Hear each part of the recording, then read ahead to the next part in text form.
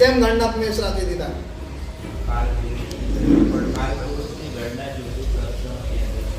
કેમ?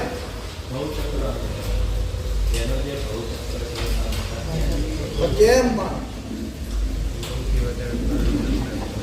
એ તો થાય એ તો છે, એ તો બધાને ખબર છે, એમાં કઈ નવું નથી. પણ કેમ?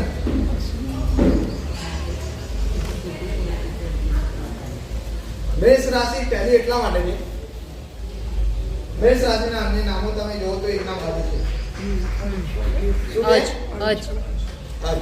અજ એટલે બકરો, અને અજ એટલે અજન્મા. અજ એટલે અજન્મા, અને અજન્માના સંદર્ભમાં કોને લેવામાં આવે છે? બ્રહ્માજી. બ્રહ્મા.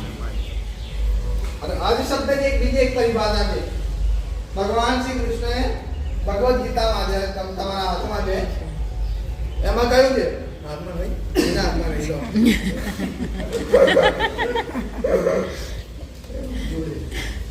તમારી જોડે છે, એમાં જ કીધું કે અક્ષરણામ અકારોષ્મિ. શું કીધું છે? અક્ષરાણામ અકારોષ્મિ. અક્ષરોમાં હું અકાર છું, અક્ષરોમાં હું અકાર છું. એ અથી જેનો જન્મ છે, અનુરૂપી નારાયણથી જેનો જન્મ છે, તે બ્રહ્માજીનું નામ પણ શું છે? અજ છે. તો અજ એટલે વકરો, અને અજ એટલે બ્રહ્માજી, અને અજ એટલે અજન્મા, અને અજ એટલે નારાયણથી જે ઉત્પન્ન છે તે. આવી રીતે બ્રહ્માજી જે છે એ અજ નામાંતર સૃષ્ટિના આદિ છે, સૃષ્ટિના કર્તા છે. એટલા માટે બ્રહ્માજી સૃષ્ટિના આદિ હોવાથી, સૃષ્ટિના કર્તા હોવાથી, સૃષ્ટિના સર્જનહાર હોવાથી બ્રહ્માજીના નામાંતર જે અજ રાશિ છે એ મેષ રાશિ કઈ રાશિ થઈ? પહેલી રાશિ થઈ. બરાબર. અને બીજી વસ્તુ છે કે મેષ રાશિ કયા મહિનામાં આવે? ચૈત્ર. ચૈત્ર મહિનામાં. અને ચૈત્ર માસને શું કહેવાય? સૃષ્ટિનો ચૈત્ર માસનું વૈદિક માસનું નામ શું છે? મધુમાસ. ચૈત્ર માસને કયો માસ કહેવાય? વૈદિક નામો અલગ છે. વૈદિક નામો દરેક મહિનાના અલગ છે. ચૈત્ર મહિનાને કયું કહેવાય છે? ભાઈ બોલો. હા તો બોલો. નવમી તિથિ મધુમાસ પુનીતા શુક્લ પક્ષ હર શુક્લ પક્ષ અભિજીત હરિપ્રીતા. બરાબર. તો મધુમાસ કીધું તો મધુમાસ એટલે એ વૈદિક નામ છે. મધુમાસ એટલે ચૈત્ર નામ, ચૈત્ર માસ એ વૈદિક નામ. હવે ચૈત્ર માસ એટલે શું? ચૈત્ર માસ કયા નક્ષત્ર ઉપરથી પડ્યું? ચિત્રા. ચિત્રા એટલે શું? ચિત્રમ. ચિત્રા એટલે ચિત્રણ. જ્યારે સૃષ્ટિના સર્જનહારે આ સૃષ્ટિનું ચિત્રણ કરવાની શરૂઆત કરી તે માસ કયો હતો? અને ત્યારે કઈ રાશિ ચક્રમાં ચાલતી હતી? તો જ્યારે ચિત્ર દોરવાની શરૂઆત કરી ત્યારે જે રાશિ ચક્રીય વૃત્તિમાં જે રાશિ આવતી હોય એ રાશિથી શરૂઆત થાય ને. હવે મને એમ કહો, હું તમને કહું આનો આરંભ બિંદુ કયું?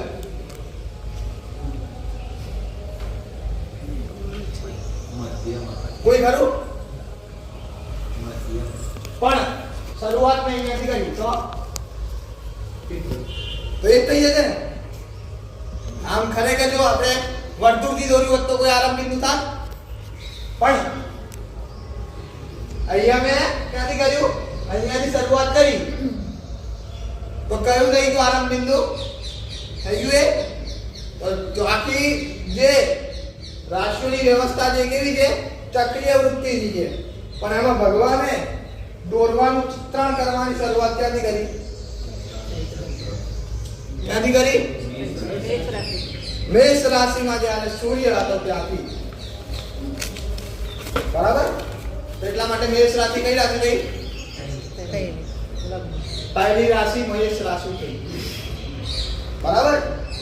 એટલા માટે બાકી આમ ચક્રીયનો કોઈ આરંભ ના હોય, કોઈ અંત ના હોય ચક્રનો.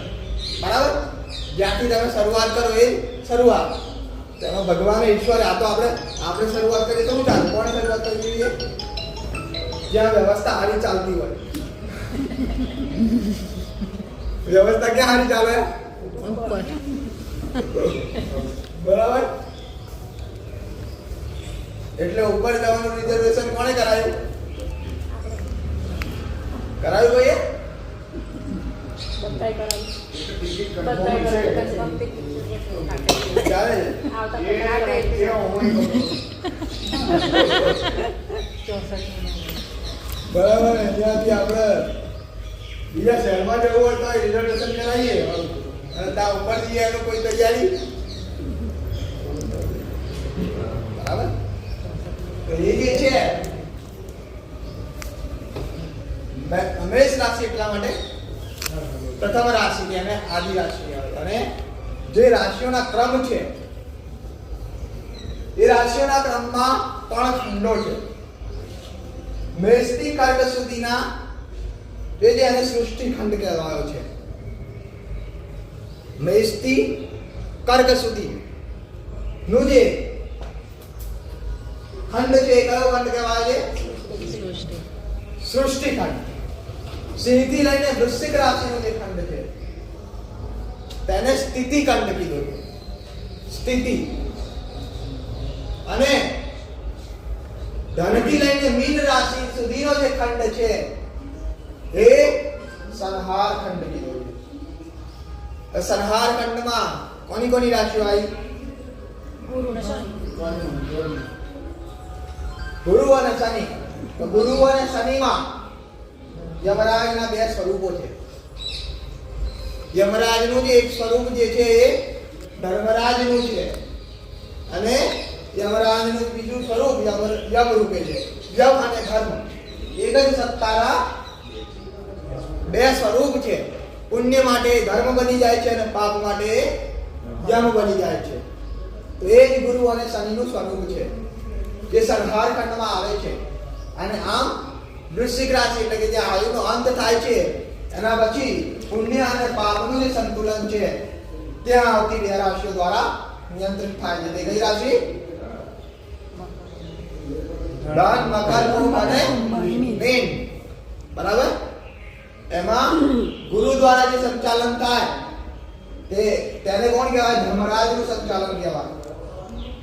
ધર્મરાજનું સંચાલન. અને જે શનિ દ્વારા જે સંચાલન થાય છે એને કયું કહેવાય? યમરાજનું સંચાલન. પુણ્ય અને પાપ. તો ગુરુ કોનો કારક? પુણ્ય ફલદાતા. અને શનિ પાપ ફલદાતા.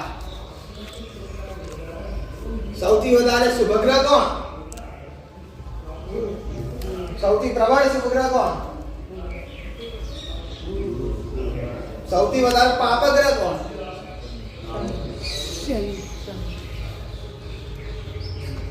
કોકરા આવું બોલ્યું.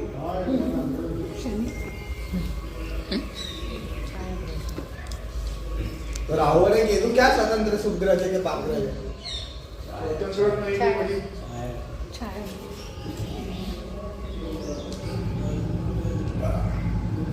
એટલે ભગવાનનો પડછાયો ખરાબ હે? ભગવાનનો પડછાયો હોય તો આપણે કે ભગવાન હું તો તમારી છત્ર છાયા જોખમ મારું કામ કેવું? છત્ર છાયા જોખમ મારું થઈ જાય.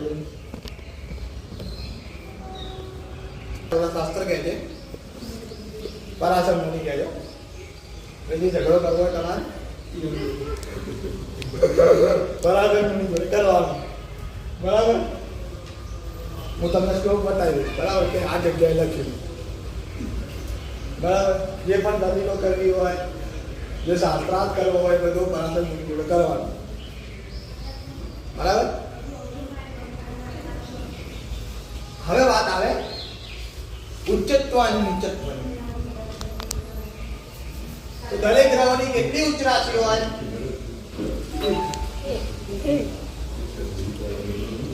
સાતેય ગ્રહોની કેટલી ઉચ્ચ રાશિઓ હોય?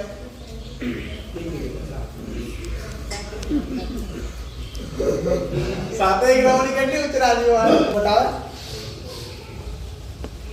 પ્રવૃત્તિ અને 7 થી 12 સુધીના ભાવ કેવો બતાવે? નિવૃત્તિ. નિવૃત્તિ. શું બતાવે? એમાં પ્રવૃત્તિનું ઉદ્ગમ શું છે? આરંભ બિંદુ કયું છે? લગ્ન. મેષ રાશિ. લગ્ન. હા. તો જન્મ થાય ત્યારથી બધી બધા જ પ્રકારની પ્રવૃત્તિ ચાલુ થાય. કેવી રીતે? જન્મ્યા ત્યારે દાંત હતા? ના. તમારો વિષય આવ્યો બોલો. નતા. પછી વાળ હતા? અત્યારે હોય છે બધા. હા? અત્યારે હોય છે. अच्छा હોય છે વાત હા? એ રેર કેસ પણ